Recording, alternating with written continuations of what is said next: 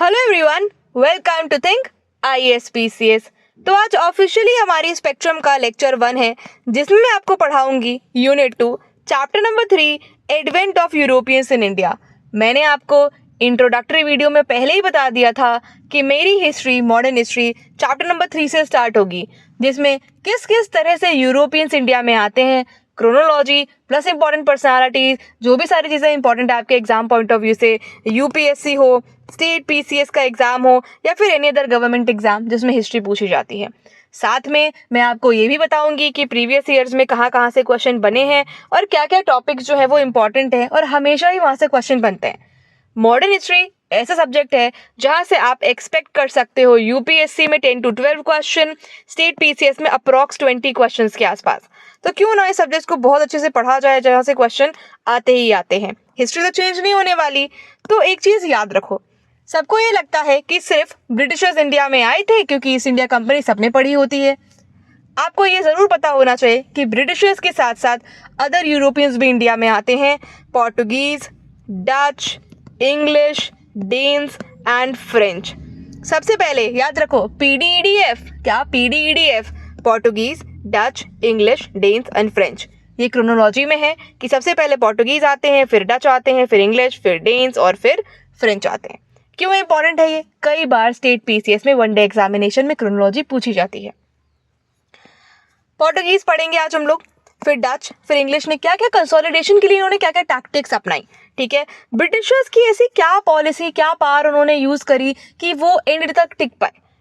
देखो, पोर्टुगीज भी आखिरी तक चले जाते हैं, डच भी। डच और डेन्स को ज्यादा कुछ इंटरेस्ट नहीं होता है। ठीक है, इंटरेस्ट होता है दो इंपॉर्टेंट पार्ट्स को, वो है इंग्लिश और फ्रेंच। तभी आप आगे चल के राइवलरी पढ़ते हो एंग्लो फ्रेंच वॉर्स की। क्या? एंग्लो फ्रेंच वॉर्स की।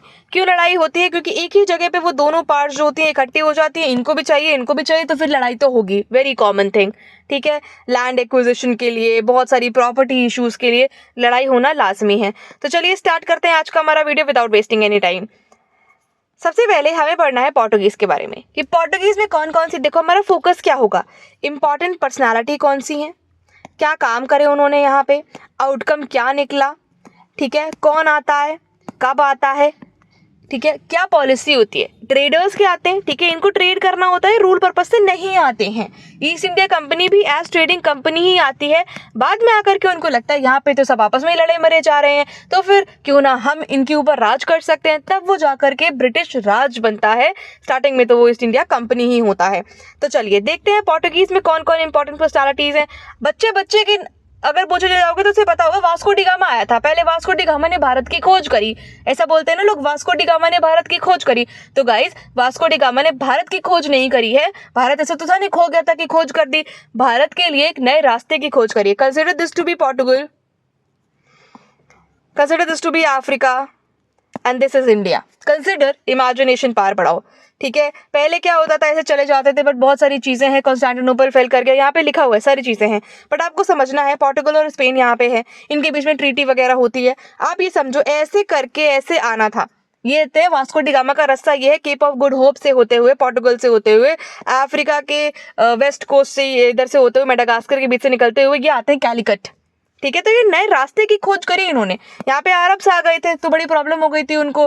ठीक है, प्रॉफिट नहीं हो पा रहा था, तो वास्को डी गामा ने भारत आने के लिए एक नए रास्ते की खोज करी है, भारत की खोज नहीं करी है। कोई भी बोले आपको जवाब देना है। चलिए अब पढ़ते हैं आगे।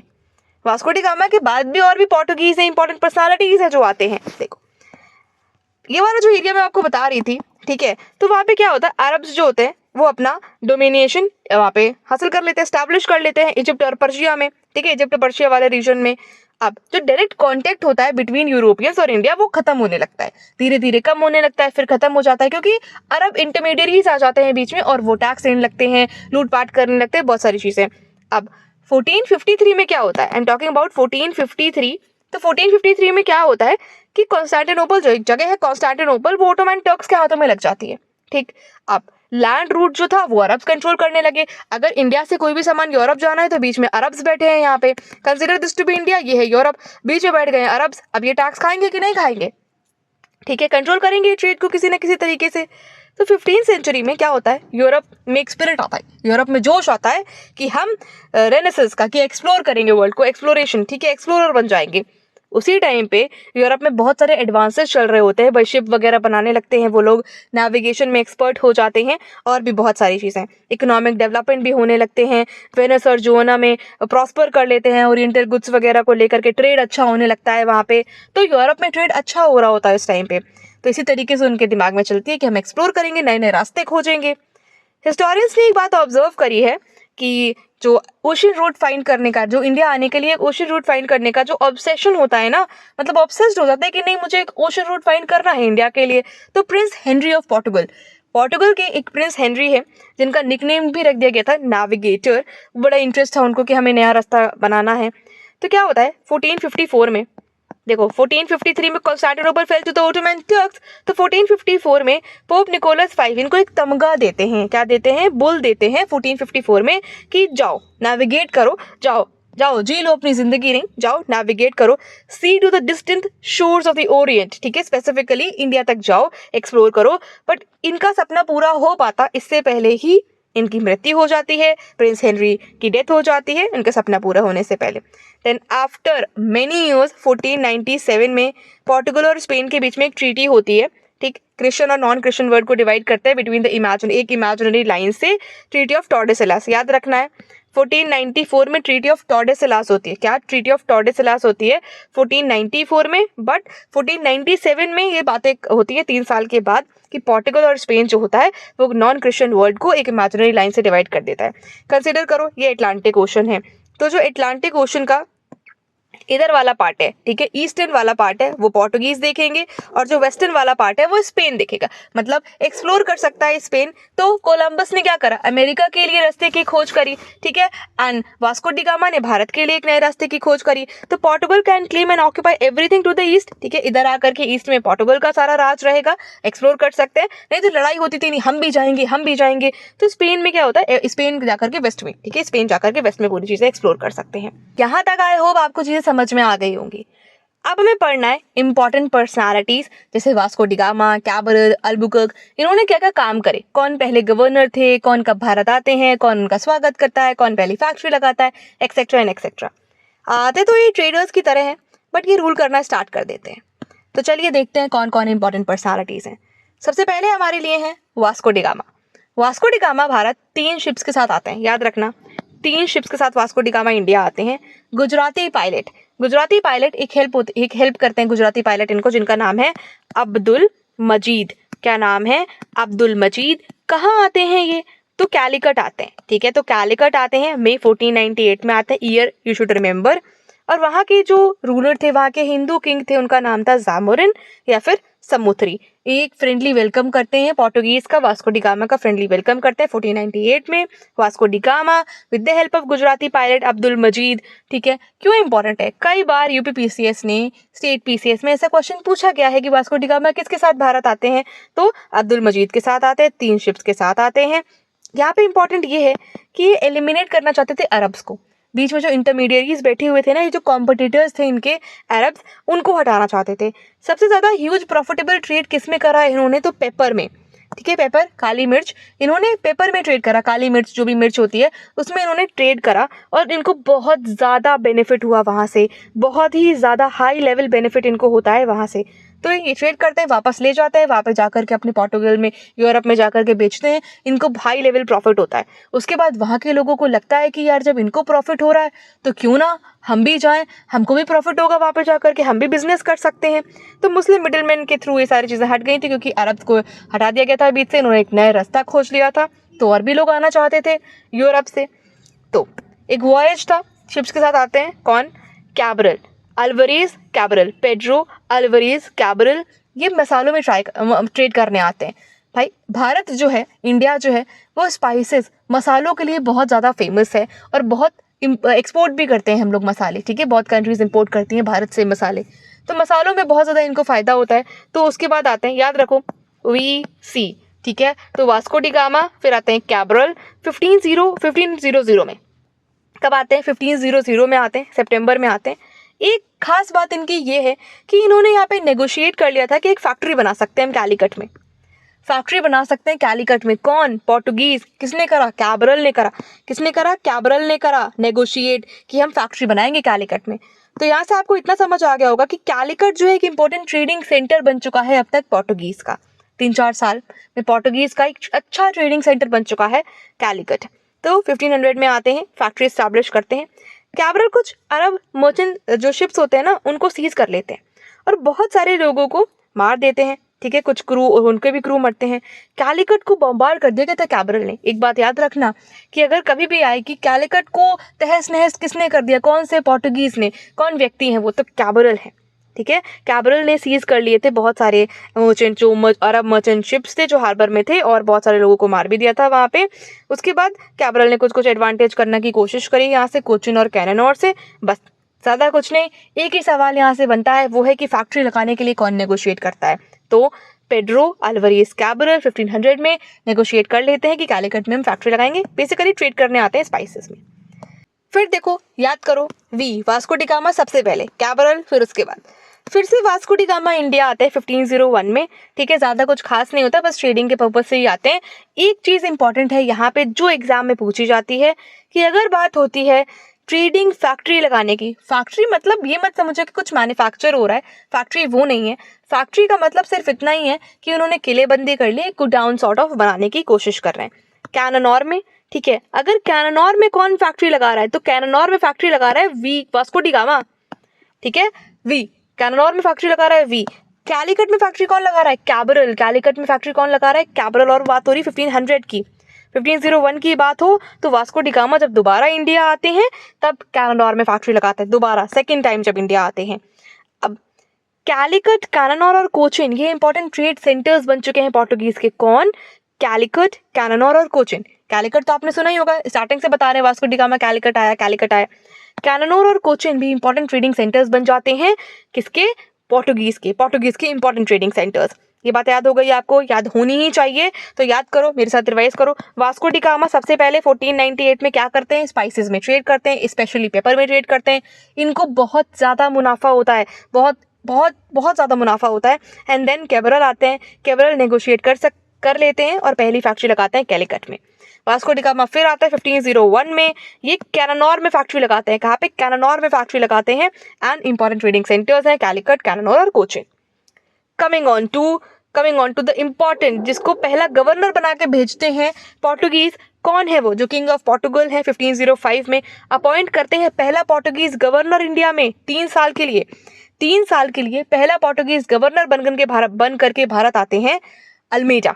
ठीक है, फ्रांसिसो दी अल्मेडा 1505 में जो किंग ऑफ पोर्टुगल होते हैं वो इन्हें अपॉइंट करते हैं कि आप गवर्नर इन इंडिया बन करके जाएंगे 3 साल के लिए, सफिशिएंट फोर्स वगैरह के साथ, और पोर्टुगीज इंटरेस्ट की रक्षा करेंगे। पोर्टुगीज इंटरेस्ट के हितों के लिए जाएंगे आप, और कुछ भी नहीं है। पोर्टुगीज का हित होना चाहिए उस चीज़ में।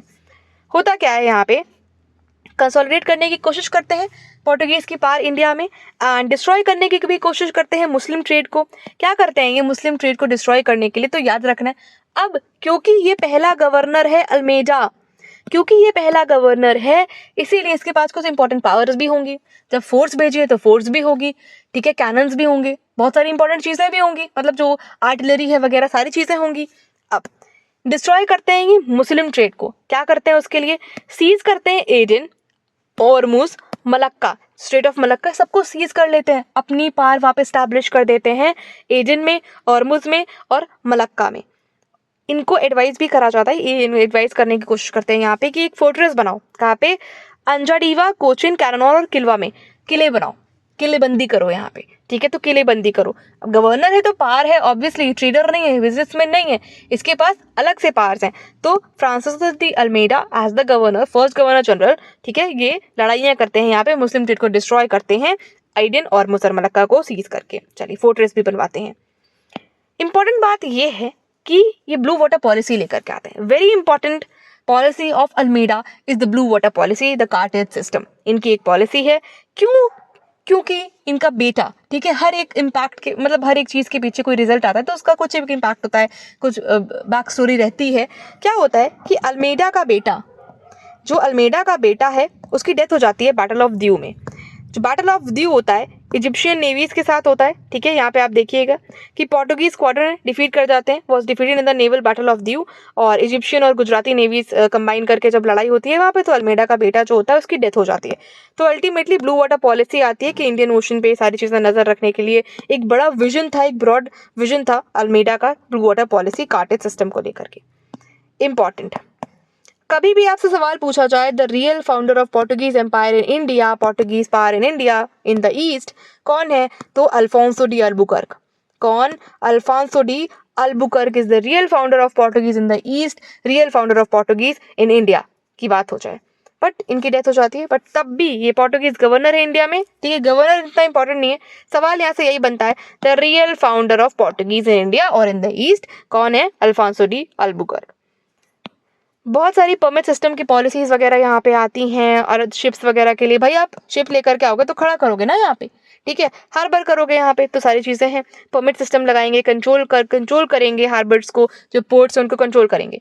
Very important point about Albuquerque is Albuquerque Sultan of Bijapur से गोवा को कैप्चर कर लेते हैं 1510 में। 1510 में कैप्चर कर लेते हैं, एक्वायर करते हैं गोवा को, कैप्चर नहीं करते, एक्वायर करते हैं गोवा को सुल्तान ऑफ बीजापुर से 1510 में एक्वायर कर लेते हैं, ठीक है। सुल्तान ऑफ बीजापुर से गोवा को एक्वायर कर लेते हैं। इंटरेस्टिंग फीचर भी है यहाँ पे अल्बुकर्क के बारे में कि ये सती एबोलिशन के लिए भी बात करते हैं, ठीक है। जो एक सती प्रथा होती है उसके एबोलिशन के लिए भी ये बहुत सारे एफर्ट्स लगाते हैं। इंटरेस्टिंग फीचर है अल्फोंसो डी अल्बुकर्क के बारे में। द इम्पॉर्टेंट स्ट्रॉन्ग होल्ड्स आपको पता ही है कि ईस्ट अफ्रीका पे जो ऑफ द रेड कोस्ट, जो रेड सी है, सॉरी, ऑरमुज है, मालाबार है, मलक्का, ये तो पहले ही उन्होंने कर लिया था। किसने कर लिया था पहले? अल्मेजा ने, ठीक है, अल्मेजा ने।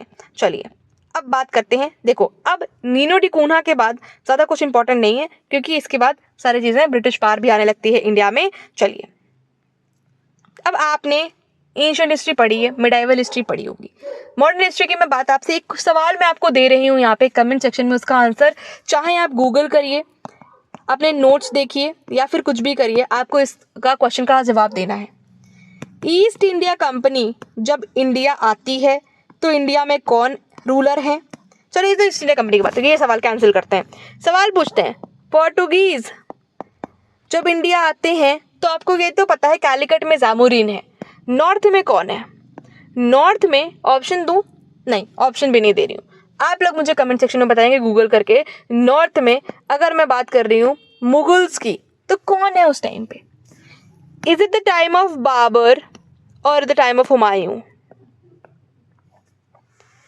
तो कोशिश करिए इस सवाल का जवाब देने की, या फिर नन ऑफ द अबव, कोई नहीं है, मुगल्स है ही नहीं उस टाइम पे, मुगल्स है ही नहीं इंडिया में उस टाइम पे, ये भी एक पॉसिबिलिटी है। थोड़ा सोच समझ करके जवाब दीजिए। And I am planning something for means, कि मैं आपको डेली एक मीन्स आंसर दूं, ठीक है। आप लोग मुझे, आपका रिस्पॉन्स पे सारी चीज़ें डिपेंड करती है यार, देखो तो आपके रिस्पॉन्स पे डिपेंडेंट है कि अगर आप मुझे बोलोगे कि टेलीग्राम पे मैं एक अलग से एक चैनल बना दूंगी, ग्रुप बना दूंगी, चैनल का ग्रुप बना दूंगी, जिसमें आप लोग भी मैसेज कर सकते हैं वहाँ पे, और वहाँ पे मैं आपको एक क्वेश्चन दूंगी, आप लोग मुझे अपना आंसर सेंड करेंगे, चाहे आप ईमेल पे कर सकते हैं या टेलीग्राम पर कर सकते हैं डायरेक्टली, आपकी चॉइस है। मेल कर दोगे ज़्यादा बेटर रहेगा। कमेंट में मुझे आप लोग बताइए इसका, चलिए आंसर भी बताइएगा इसका गूगल करके। अब स्टार्ट करते हैं। अल्बुकर्क सती एबोलिशन की बात क्यों करेगा?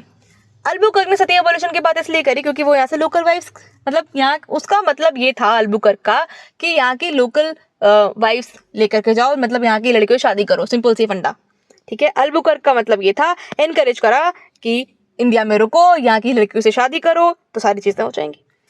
इंपॉर्टेंट फीचर ऑफ पोर्टुगीज, इसके बड़े नए नए क्रॉप्स लेकर के आते हैं, जैसे टोबैको, कैश्यूनट और बेटर प्लांटेशन वैरायटीज इनकी लेकर के आते हैं, कोकोनट की, ठीक है, लार्ज कोकोनट वगैरह की। तो ये सारी इंपॉर्टेंट चीज़ें हैं, जैसे कॉयर बनता है, ठीक, कोकोनट से ही पता है आपको। नीनो डी कून्हा, ठीक है, तो यहाँ अल्बुकर्क के बाद जो है नीनो डी कून्हा आते हैं। नीनो डी कून्हा के बारे में कुछ इंपॉर्टेंट चीज़ें पढ़ते हैं हम लोग। ये ऑफिसर थे, गवर्नर थे, ठीक है, 1529 में आते हैं, 1529 में आते हैं। नोट्स मैं आपको मॉडर्न हिस्ट्री पहले ही पढ़ा चुकी हूँ अपने यूपीपीसीएस प्रीलिम्स से पहले ही मैंने कवर करा दी थी। मैराथन देखना चाहते हो, you should go for that. एक साल, बट एक्सपांसिवली अगर अच्छे से पढ़ना चाहते हो तो आपके लिए ये है, पहली बार पढ़ रहे हो तो फिर ये है आपके लिए। एक साल के बाद, ठीक है, ऑलमोस्ट एक साल के बाद ये हेडक्वार्टर्स जो है कोचिन से गोवा शिफ्ट कर देते हैं।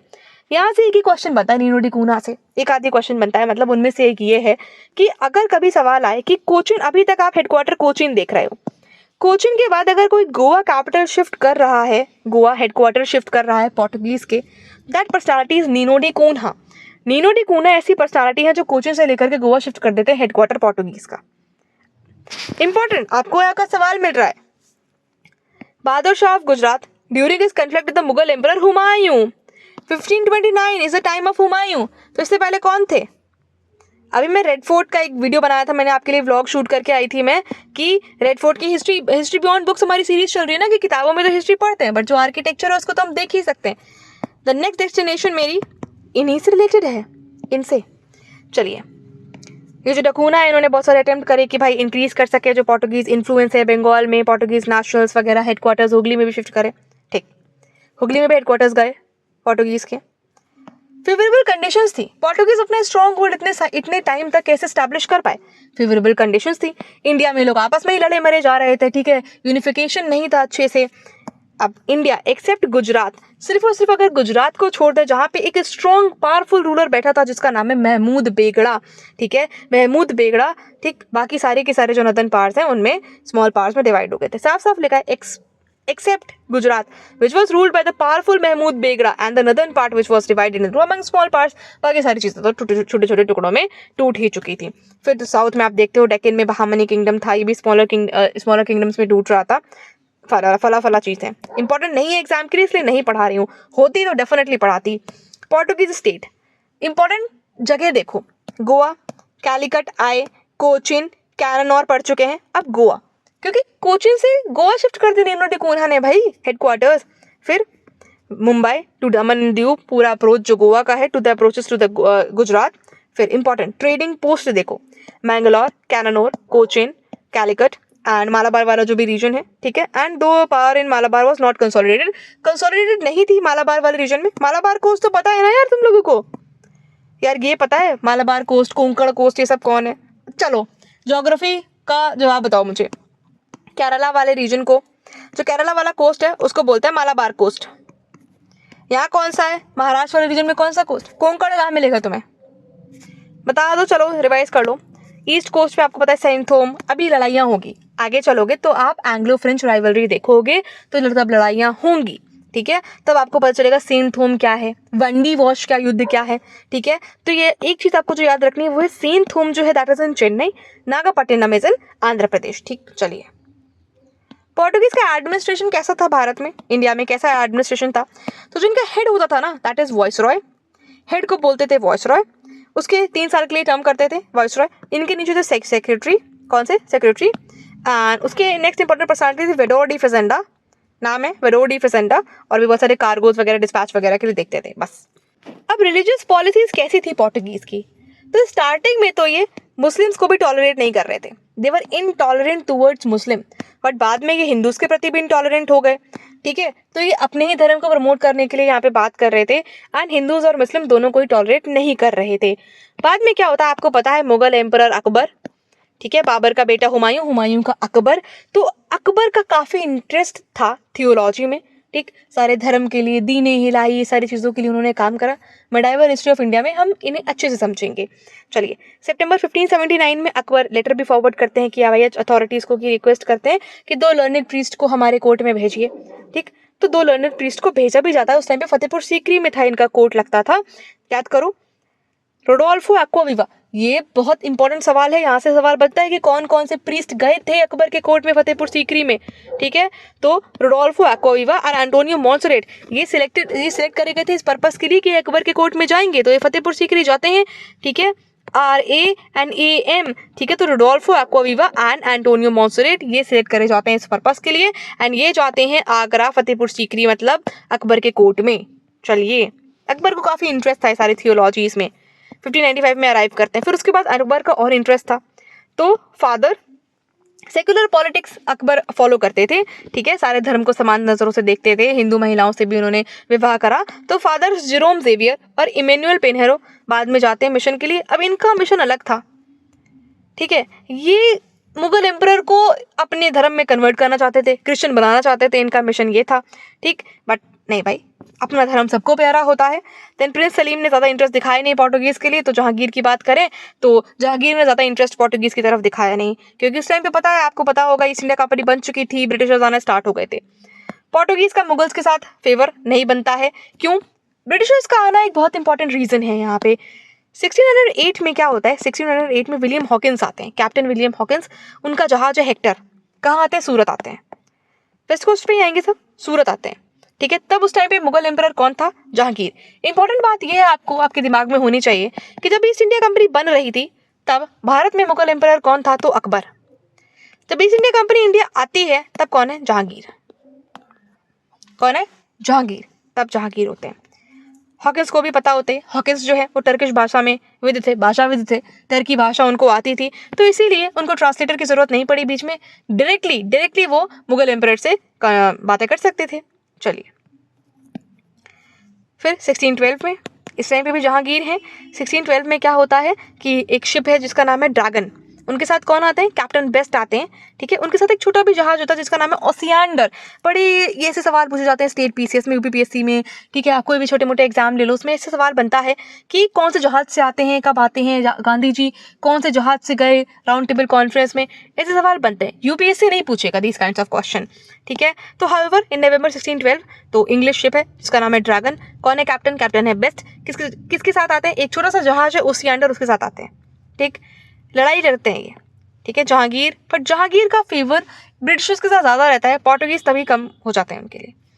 कैप्चर हो जाता है हुगली का, ज़्यादा इंपॉर्टेंट नहीं है ये एग्जाम पॉइंट ऑफ व्यू से आपके लिए। शाहजहां ऑर्डर करते हैं, बंगाल के गवर्नर है कासिम खान कि पोर्टुगीज के अगेंस्ट आप एक्शन लो।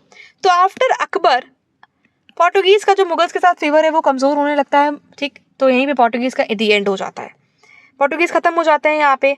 फिर मैंने आपको बताया है PDADF, ठीक है। तो Portuguese, Dutch, English, Danes and French. Dutch Netherland से होते हैं, डच को हम लोग नेक्स्ट वीडियो में कवर करेंगे, डच छोटा सा चैप्टर है वो खत्म हो जाएगा जल्दी से।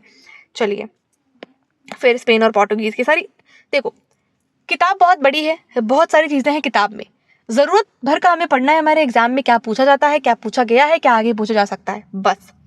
बाकी सारी चीज़ें तो आप खुद भी पढ़ते हो, पूरी किताब पढ़ते हैं लोग। पोर्टुगीज़ का 18th सेंचुरी में बात करें तो पोर्टुगीज़ का कमर्शियल इन्फ्लुएंस खत्म होने लगा है भारत में, खत्म हो जाता है। मराठा राइज कर रहे होते हैं, मुगल्स का इंटरेस्ट पोर्टुगीज़ में खत्म होने लगता है। बहुत सारी और भी इन्फ्लुएंस है, चीज़ें हैं जो इन्फ्लुएंस करती हैं। रिलीजियस पॉलिसीज थी पोर्टुगीज़ की, भाई अलग अलग, ये पूरे भारत को क्रिश्चियनिटी में बदलना चाहते थे, तो ऐसा तो नहीं पॉसिबल हो सकता था, इंडिया एक सेक्युलर कंट्री है। चलिए अब एक बार इसको रीड आउट कर लेते हैं, जो मैंने बताया था ना आपको, समरी वगैरह दे रखी है, समरी चैप्टर के लास्ट में यहाँ पे पोर्टुगीज़ की समरी दे रखी है जो हम पढ़ करके आए। पोर्टुगीज़ का राइज कैसे होता है, पोर्टुगीज़ का फॉल कैसे होता है, इंपॉर्टेंट है हमारे लिए, हमारा रिविजन हो जाएगा।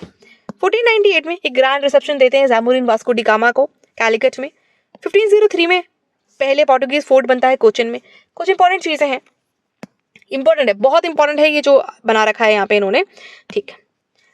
1503 में स्टैब्लिश हो जाती है फर्स्ट पोर्टुगीज़ फोर्ट कोचिन में। 1505 में स्टैब्लिश होता है सेकंड पोर्टुगीज़ फोर्ट, कहाँ पे, कैनानौर में, कहाँ पे, कैनानौर में। 1509 में बैटल ऑफ द्यू की बात हो रही है यहाँ पे। 1510 में गोवा को कैप्चर कर लेते हैं बीजापुर से, कौन, Alfonso de Albuquerque, Portuguese governor हैं। 1530 में डिक्लेयर कर देते हैं गोवा को पोर्टुगीज़ की कैपिटल, कौन कर रहा है, निनो डी कून्हा है इस टाइम पे। 1529 में सब्जुकेशन हो जाता है दीव का। 1596 में ouster of the Portuguese by the Dutch from the south east, भैया डच वगैरह आ गए हैं यहाँ पे। Loss of Surat to the English, Surat को भी खो देते हैं पोर्टुगीज। फिर 1663 में Dutch win all the Portuguese fort on the Malabar coast. तो क्या होता है, क्योंकि इसके बाद PDEDF है, याद है ना आपको, याद है PDEDF है, तो पोर्टुगीज है, डच है, इंग्लिश है, डेनिश है, फ्रेंच है। इंग्लिश को आने में भी थोड़ा वक्त है, तो पोर्टुगीज और डच के बीच में लड़ाई होगी, ठीक है। फिर यहाँ लड़ाई होगी, फिर ऐसे लड़ाई होगी, फिर इंग्लिश और फ्रेंच के बीच में लड़ाई होगी तगड़ी। चलिए अब यहाँ पे सिग्निफिकेंस दे रखी है, क्यों इंपॉर्टेंट है पोर्टुगीज़ हमारे लिए। पोर्टुगीज़ हमारे लिए इसलिए इंपॉर्टेंट है क्योंकि पहली बार कोई फॉरेन पावर इंडिया में आ रही है, इसीलिए तो इंपॉर्टेंट है, पहली बार आ रही है कोई फॉरेन पावर इंडिया में, समुद्र के रास्ते से आ रही है, समुद्री रास्ते से आ रही है। अब इनके जहाज़ों पे कैनन होती थी, तोपें होती थी, कैनन तोपें होती थी, ठीक है। तोप लेकर के आते हैं भारत में, तोप का इंट्रोडक्शन हो जाता है भारत में, शिप में तोप होती थी, और मोनोपोली करना चाहते थे ट्रेड के ऊपर, ये क्या करना चाहते थे, मोनोपोलाइज करना चाहते थे ट्रेड को, और बड़ी सारी फोर्स भी लेकर के आए थे, थ्रेटन करना चाहते थे। इसीलिए तो चीज़ें ट्रेड करने आए तब तक बात ठीक थी, पर ट्रेड से ये रूल करना चाहते थे, व्यापार करने आए थे, राजा बनना चाहते थे, तो पॉसिबिलिटी है कि गड़बड़ होंगी मामले यहाँ पे, क्योंकि और भी लोग आएंगे ट्रेड करने, और भी लोग सोचेंगे कि भारत को क्यों सोने की चिड़िया कहा जाता था, तो प्रॉब्लम्स तो आएंगी। तो आते आते 18th सेंचुरी में पोर्टुगीज़ का जो इम्पैक्ट है वो भारत पे खत्म होने लगता है, एंड धीरे धीरे पोर्टुगीज़ एम्पायर यहाँ पे खत्म हो जाता है। यहाँ पे कुछ बात दी गई है, भाई ऑर्गेनाइजेशन में इनका अच्छा स्किल था, ठीक है। रॉयल आर्सेनल्स बनाते वक्त थे, मेंटेन करते थे रेगुलर सिस्टम पायलट्स वगैरह का, मैपिंग करते थे, बहुत सारी देखो प्राइवेट मर्चेंट शिप्स के अगेंस्ट थे और इवन मोर नोटवर्दी कुछ भी नहीं है खास यहाँ पे, ऐसा कुछ खास जो आपके एग्जाम पॉइंट ऑफ व्यू से इंपॉर्टेंट हो। चर्च भी थे वहाँ पे, ठीक है। Church were also the teachers and patrons in India. देखो मतलब चर्च क्या होता था, एक सोसाइटी होती थी, वहाँ पे पेंटर्स भी होंगे, कार्वर भी होंगे, स्कल्प्टर भी होंगे, सब लोग होंगे। अब जो सिल्वर स्मिथ और गोल्ड स्मिथ की जो आर्ट है वो फ्लरिश करती है गोवा में। आज भी आप अगर गोवा जाते हो तो आपको थोड़ा बहुत इम्पैक्ट ऐसा दिखता है वहाँ की बिल्डिंग्स पे, वहाँ के हवा में ही ऐसा कुछ है कि यहाँ पे कुछ तो चीज़ें हैं जो इम्पोर्टेंट है। आप आर्किटेक्चर भी आप गोवा में जा करके देख सकते हो, ठीक है। तो ऐसा कुछ आपको लगेगा कि यहाँ पे कुछ फॉरेनर्स का इन्वेडर तो है, ठीक है, फॉरेनर्स ने इन्वेजन तो करा ही था, ठीक। तो चलिए यहाँ पे आज हम अपने लेक्चर को समाप्त करते हैं। पोर्टुगीज़ हमने समझ लिया है। अगर आप यहाँ तक आ गए और वीडियो पूरा देख लिया, चैनल पे सब्सक्राइब कर लेना यार अगर नए हो तो, एंड लाइक करना वीडियो को अगर पसंद आया हो, समझ आया हो, वो तो मोस्ट इंपॉर्टेंट है, एंड शेयर करना अपने दोस्तों के साथ। टेलीग्राम चैनल डेफिनेटली ज्वाइन कर लेना, वहाँ पे PDF और अपडेट आपको मिल जाते हैं। मेंस के आंसर राइटिंग के लिए जो मैं प्लान कर रही हूँ, आप लोग मुझे कमेंट सेक्शन में डेफिनेटली बताओ, और यार कमेंट करा करो, ठीक है, और लाइक भी कर दिया करो। चैनल पे नए हो, वीडियो देख रहे हो, सब्सक्राइब कर दिया करो, ठीक है। अगले वीडियो में हम डच पढ़ेंगे जो नीदरलैंड से आते हैं। ज़्यादा कुछ खास नहीं डच के बारे में, एंग्लो डच राइवलरी हो जाती है इंग्लिश, क्योंकि उस टाइम पे आ ही रहे हैं तो इंग्लिश और डच के बीच में लड़ाई होती है। सबसे ज़्यादा जो हमें टाइम लगेगा दैट इज़ इंग्लिश, सबसे ज़्यादा इंपॉर्टेंट है हमारे लिए इंग्लिश, ठीक है। तो चलो नेक्स्ट वीडियो में डच इंग्लिश सारी चीज़ें पढ़ते हैं और समझते हैं हमारी मॉडर्न हिस्ट्री ऑफ इंडिया को। मिलेंगे नेक्स्ट वीडियो में, तब तक के लिए bye bye, take care and all the very best.